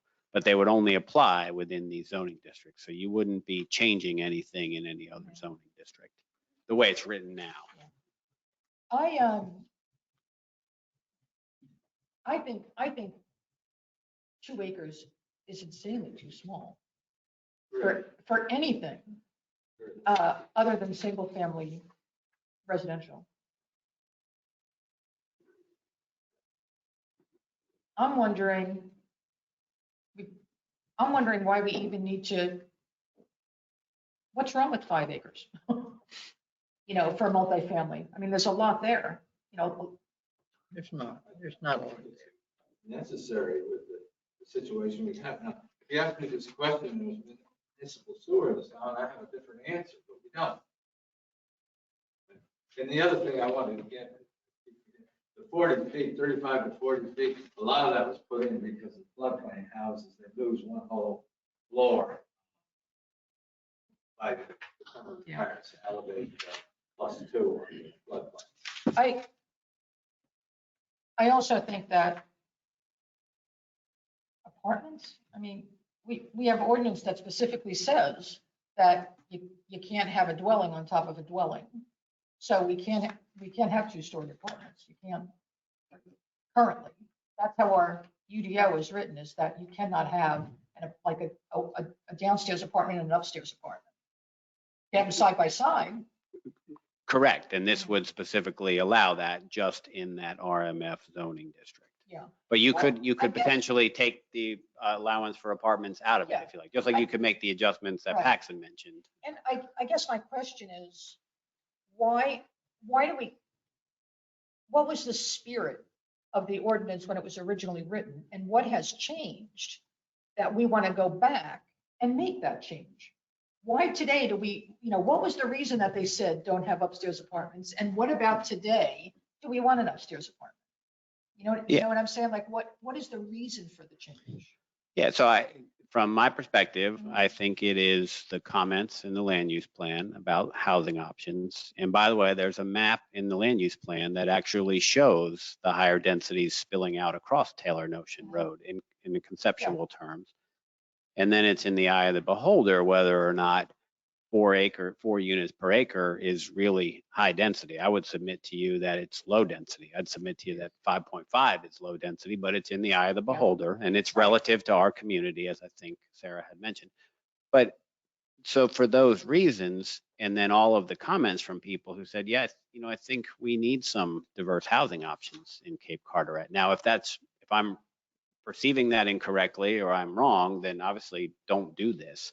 But I heard loud and clear from many people that we need to have some allowance for other housing options. And so that to me, that's what's changed from 50 years ago, is people didn't value that then or didn't think that was a great need then. The other thing I was going to say is the map that shows the undeveloped land over 5 acres. I think there's 10 parcels in here, and there's 1, 2, there are 2 that are not in the triangle. And there's also the third one that's in the ETJ. The others are in the triangle. So if that's helpful information too. Yeah, I think that's my point, is there's a lot there in the triangle that we need to talk about, not kind of ignore. I think our focus here on the planning board should be in the areas that are potentially developable.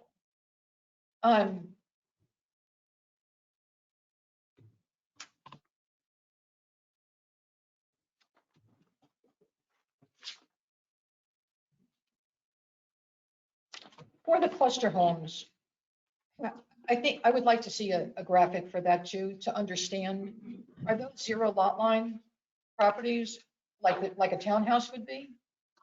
And So then everything else would be common area? Like the 30 feet between 2 dwellings. Who owns the 30 feet between 2 dwellings in the cluster district? the way this is written, it's envisioned that the association would own that common area. But there's a requirement that they're separated from each other, just so you maintain the single family nature of the development. Now, obviously, you can tweak it however you'd like to tweak it, but that's the way this is written. So the space that's between one patio home and another patio home is owned by the owners association. It doesn't have to be. I suppose you could draw the lines however you want to draw them, but that's the way this is written. Yeah, Yeah, I think they have a bunch of them over in Swan Road, don't they, Frank? They were put up in the last 15 years. The villages? Yeah, I mean, there's many communities and there's many variations, and I'm not familiar with the specific ownership patterns of all the different ones. I think you probably can draw it any way you want. I think I probably would ask this group, do we even really care for that matter? I mean, we really probably more care about the character of the development and the public safety and the impacts on adjacent properties, whether or not the person owns just the structure or owns another 5 foot off to the side or 10 foot. I don't know that, from my perspective, I don't know that that matters very much, but we certainly could require that. So. I think, you know, and I hear you when you say that you have heard from so many people the desire to do this type of development. But I think in the last 3 planning board meetings, there is a population that has made very clear they are showing up. Now, normally we had 1 or 2 people, if we were lucky, at planning board meetings, and the meetings lasted about 20 minutes. It is clear that there is resistance to it. There's no doubt about that. And I think we need to take that into consideration. So I don't know who you're talking to. I know that the people that are bombarding me on, are people who are against it. Yeah. Nobody has come to me and said, geez, I hope you guys on that planning board, increase density in my neighborhood. I mean, it's so evident that we've got the police here now because it's been so spirited against it. And I think we need to, that's a consideration. So ultimately, that's your job. And ultimately, it's the Board of Commissioners' job to make those judgments and weigh in on what the public sentiment is, balancing that with legal, financial, practical, what's fair, all those considerations. That's why they get the big bucks, so to speak. And that's why you all get the big bucks, so to speak.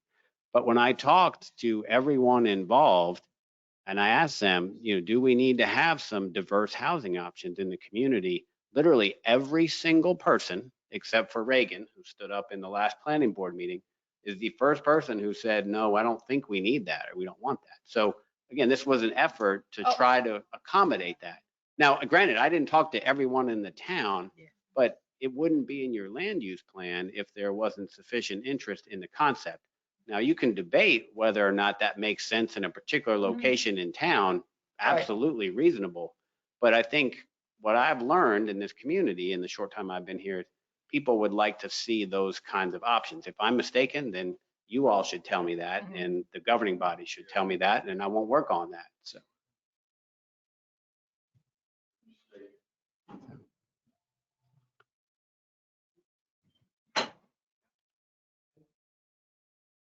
I think we've got, if you take the R10 triangle, undeveloped parcels, put them all in there, you've got well over 100 acres of stuff that something could go in. And I think it's our job as a planning board to figure out long-term, not next week, not next year, not 5 years, long-term, what that might be able to look like to meet those needs. I think the concern out here is when you talk condominiums and multifamily, I think there's concerns, that I have concerns with Susan brought up, no discussion on the golf course. If that were allowed, we'd have down the middle of that golf course what you see at 58 here in Carteret on the left-hand side of the road. Well, and that's what we don't want. That's right. That's what these people. I want to see cluster homes. But that's a distinct problem. If you go back to the June meeting, we're talking amendments that would have allowed this permitted by right. That's probably but it would be a possibility. I need to correct you on one item. Unless you are talking about doing away with the driving range, there are not 100 acres available in the triangle to develop. Well. Okay, bring it next month. Let's don't waste time. That's fine. Well, let me say this in the interest of moving us along. It seems like there is clearly not a consensus on moving forward with these concepts. Is that a fair statement? If that's the case, then I would suggest that we end this conversation and regroup, and you all provide direction on what you'd like to see going forward. Unless I'm hearing you wrong, but it seems like there's clearly not consensus. There may be one or two of you that like certain aspects of it, but clearly not everybody likes this. Is that a fair statement? Yes. All right, fair enough. We'll regroup and go back to the drawing board and try to come up with something else. Yeah, I think it might be valuable to set up a subcommittee with a couple of the planning board members, a couple of interested residents who have come forward and clearly been, shooting up and showing up and doing their research and coming up with some of this. Not necessarily specifics, but, broad stroke. We can proceed whatever way you all would like. I'm just gonna have to balance that against the other demands on the staff, which is basically me.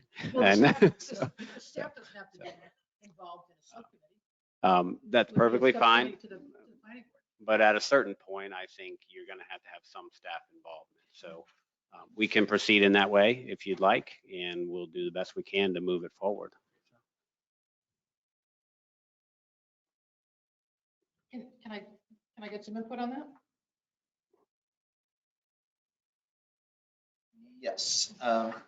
Susan, Sarah looked like she's about to talk, but I was just looking at the back of her head.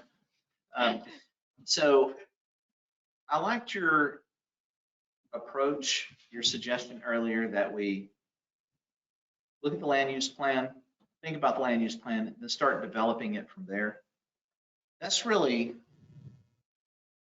the vision, so to speak. Mhm. And I mean, visions, people have visions for various reasons.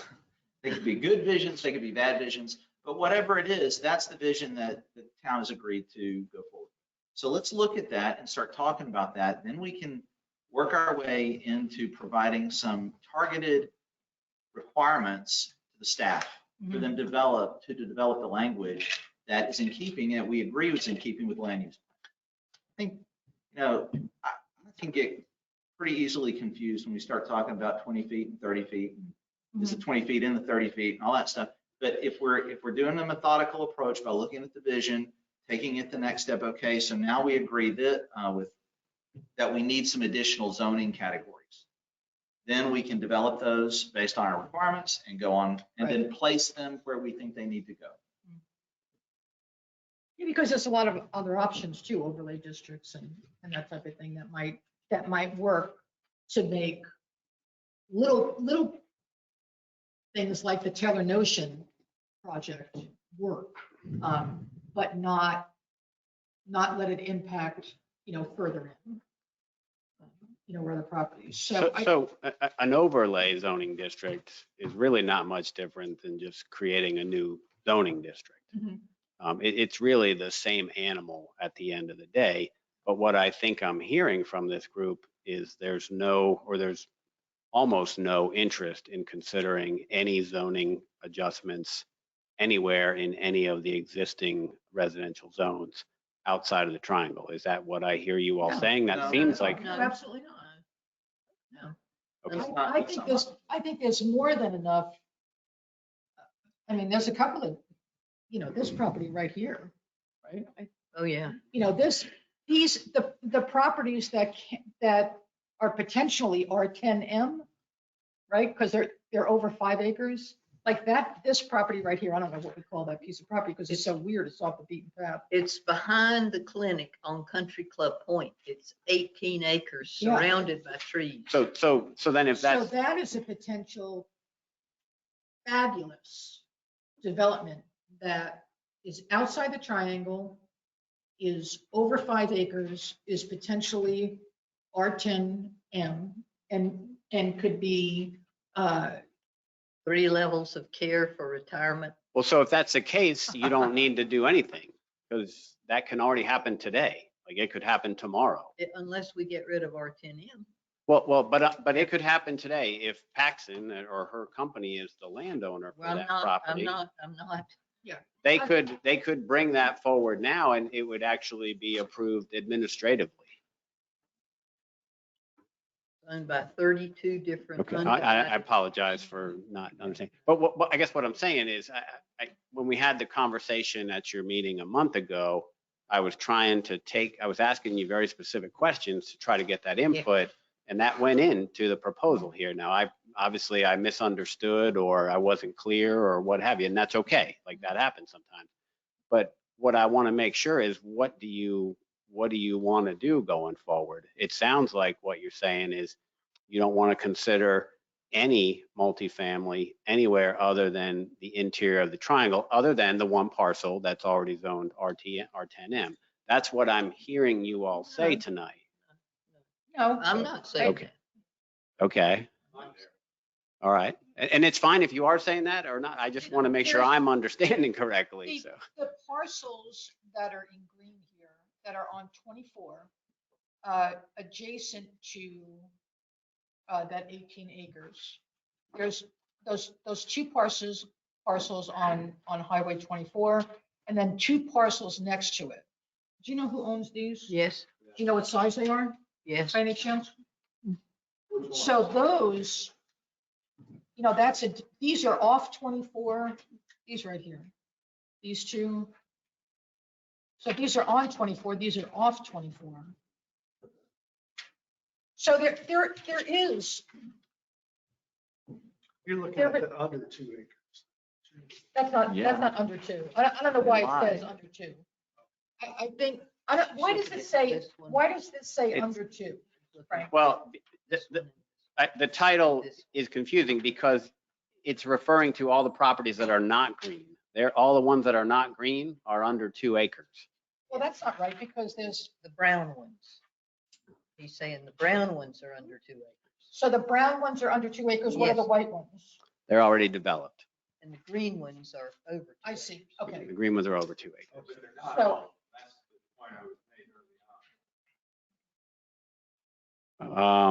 We can certainly we can look into that and make sure it's accurate. I mean, the consultant pulled this together. It's the same map that's in your land use plan. They just changed 1 acre to 2 acres. So, I went through them all with the Sure. GIS and found 3 or 4 of them. Okay. All right. As far as the Is it- undeveloped over. all right, so what I'm hearing you say is there's maybe an interest in larger properties that are along 24, maybe being suitable for other housing options. They're currently zoned commercial, so you can't do any housing there now, so that's a zoning well, change that's that you all another, could that's consider. another thing, right, yeah. Not all of them are zone commercial. So that big one on 24 is not, that's zoned R30. Correct. And so all of these in here, which is a very interesting area for me, for potential, incredible potential in here, and that is all zoned R30. Right. And they're all adjacent to Right. each other as well. So So, some of the ones that are south of 24. Correct. Right? Yeah. yeah, Yeah, so they're clearly more than 2 acres. Yes. This would have been applicable to those properties. they're, well, my point, well, they're over 5 acres, which Not I think all of them.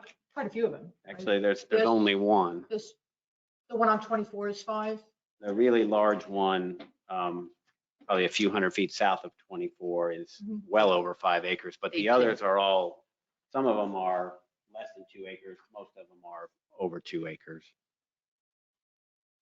There's only Now, wait a one, second, there's only one parcel in the entire town that's south of Highway 24 that's undeveloped and larger than 5 acres. Correct.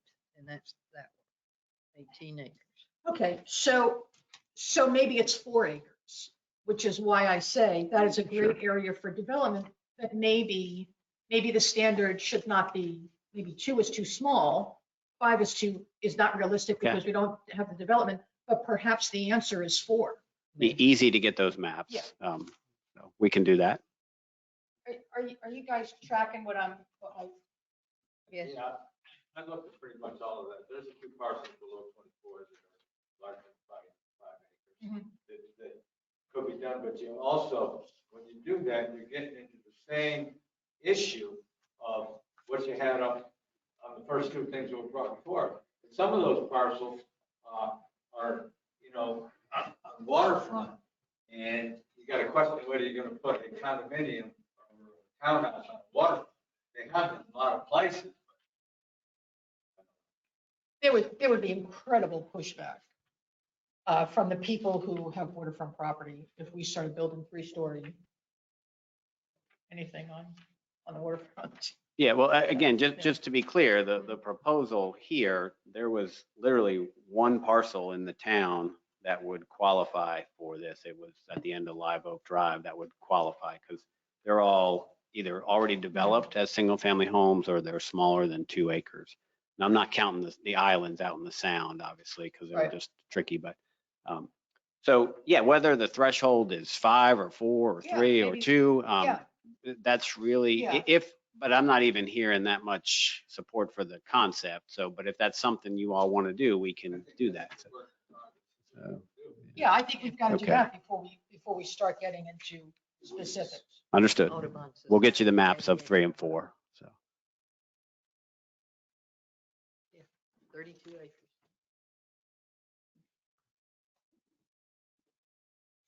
So I think where we're at is there is not a lot of interest on among the board for moving forward with this. That a lot, even making pen changes. I think there's too much at this point, even for pen changes. fair enough. I also think it would be valuable for us to be tasked by the Board of Commissioners on, kind of what their thought is and what they want us to focus on. We certainly can query them. I will tell you that their individual input was taken into consideration in developing this also, albeit piecemeal, individual conversations. Obviously, the dynamic changes when you have a group discussing something, but we certainly can query them on that.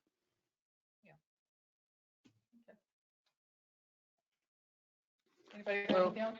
I, for one, will work on pen changes to these proposals because I think it's important not to just be stagnant.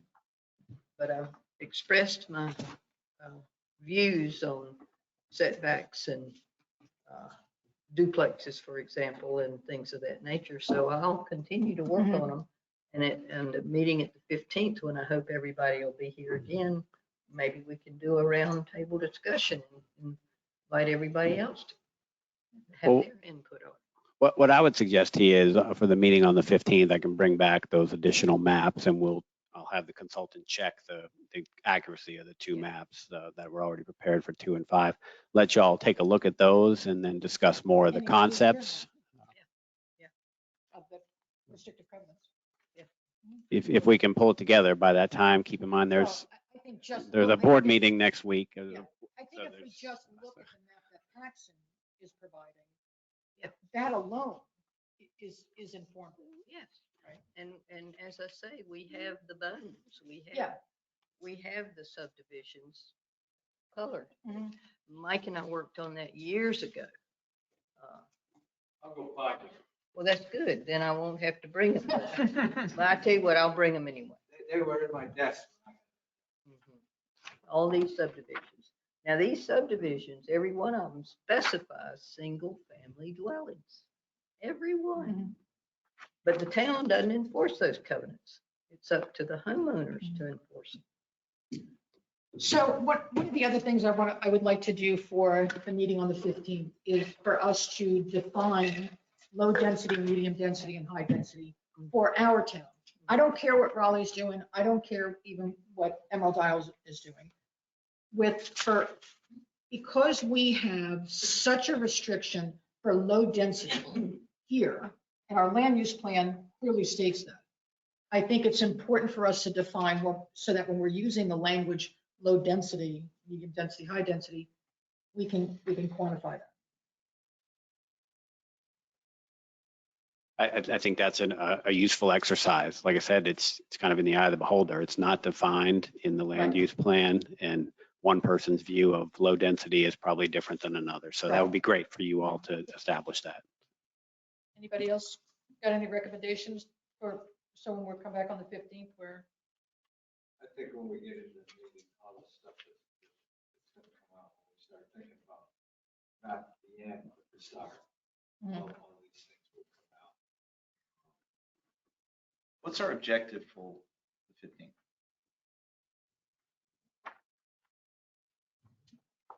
Well, for me, the objective would be that it be a working meeting. I would prefer that we're around a conference table. Yeah. If it has to be a public meeting, then our conference table can be down there. But this is not how to conduct a meeting, a working meeting, I should say. So I would say that Define those densities. define the densities, examine those maps. Those graphics would be good to understand exactly what you're, give me an actual graphic rather than a word picture for setbacks, much like what we have, even if it's a hand drawing on here. Sure. But just so we understand, and then Examine the maps to what end? examine the maps that will show us the specific size of those properties, Okay. if they are in areas with restrictive covenants or not. So we really can understand what's realistically developable. And I think it's critical that we include the golf course. I think we are, the current state of in the country with golf courses. I mean, it's unfortunate, but I don't have to tell you. I think we should consider what potentially golf course redevelopment could mean, even if it's 10 years. Do you have any idea of the thousands of dollars we're spending right now redoing our greens? I do. I mean, I do. I don't think the golf course is going anywhere. What was the name of the Cape in Wilmington? They, there's a, they closed their golf course after doing a lot of work. There's, in fact, it just recently, it went to the Supreme Court and now it's in, or the Superior Court, and now it's in appeals for closing it down and changing and that kind of thing. That's been done in Raleigh. You can't force a bankrupt to do anything. This was Wilmington. Yeah, but So you can't force anybody to stay open if they're bankrupt. But that is not the case with Star Hill, I'm happy to say. And we're spending thousands of dollars to change bent grass greens to coastal Bermuda. We've already done 9 and are playing them again. We're doing the second 9. Next year, we'll do the third 9. But you agree that there's a trend for Not here. redeveloping golf courses? Not here, not here. It doesn't exist here. The golf course across the street really helped out a lot. Sure. But that is So what happened up here with Silver Creek? it just, Why did they people decide to playing stop golf. operating? simply that. So they stopped operating Yeah, and they're but redeveloping it. the days of golf courses in the 60s and 70s, Jack and Arnie were coming down, those days are come and gone. Now, will they come back? They may, I don't know, but it doesn't appear that they are today. It won't And come so back. I think, to get to your point, Susan, that we ought to at least open some to discussion, even though hopefully nothing ever happens to that. But what if it did? Well, and I say that when we're writing amendments that have setbacks that are different if it's on the golf course, then I think we have to consider that the golf course might not always be there. So That's a valid We need to point. do that Yeah. now. That's a valid point. that's what I meant. I don't know that we have to do that now. But But I mean, Why not? why not? Those are things we should be considering. well, you're talking most of the. It's in, well, what we just got done going over for the last 2 hours had specifics that that the setbacks, the recommended setbacks did not apply if the golf course, if it was adjacent to the golf course or a water feature. And so if the golf course is no longer there, then those So the golf setbacks course don't is no more apply. there. That's right. So that's why I think we need to just think a little more broadly. That's fine. That's fine. I don't think being on the golf course should be a reason to change the setback. You know, that kind of thing. I don't think Or we can the maybe- golf course should be, if there is a requirement for a 20-foot buffer around the entire perimeter, I don't think the golf course should be a reason to not have the requirement for that buffer. Well, the view was the issue. Oh, Susan. no, I get that. The I view was do. the issue. Sure. Oh, absolutely. So when you're buying in a golf course community, right, there's a premium on. Correct. And there is no guarantee it will exist forever. True, and a valid point, and we should all consider it. What would happen if the golf course went out of business? But Star Hill is not like Silver Creek. Silver Creek did not have any subdivisions within its perimeter as Star Hill does. Are you aware? No, and- Just for example, in Star Hill, in this area right here, I'm Mhm. specifically talking about the lakes. Number 3, there's not enough room to put a 60-foot road and lots on each side. And no developer is going to single load a road Mhm. with houses just on one side. So it's not economically feasible on the lakes to even think about. Well, you might not get houses in there, but there might be other stuff you can get in there, like parks, pool, Mini storage. you know, Plantation pines. what? So anyway, and it's, I'm not talking specific. I just think when it comes to planning that we should be aware of trends and take that into consideration. Certainly.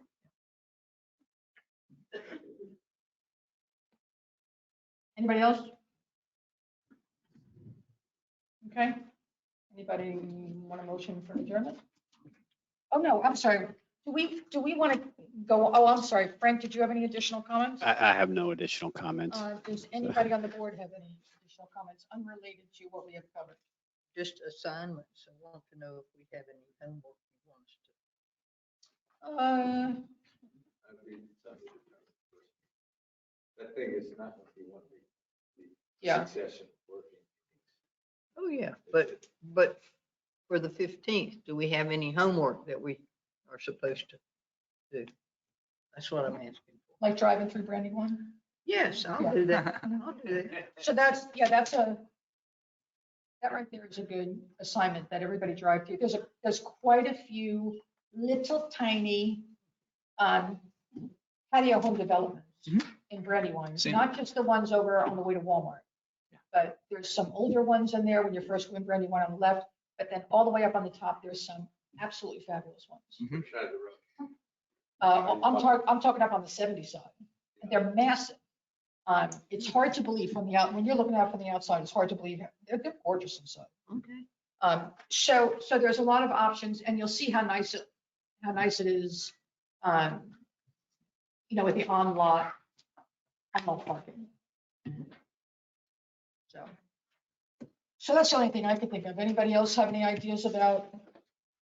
That's my assignment. Okay. Drive through Brandon. And does everybody know how to get on the GIS and play around with this kind of thing? Everybody? Anybody that does not, we'll get together with somebody who does, and that will be helpful. Okay. Nobody has anything else? Can I get a motion to adjourn? Second?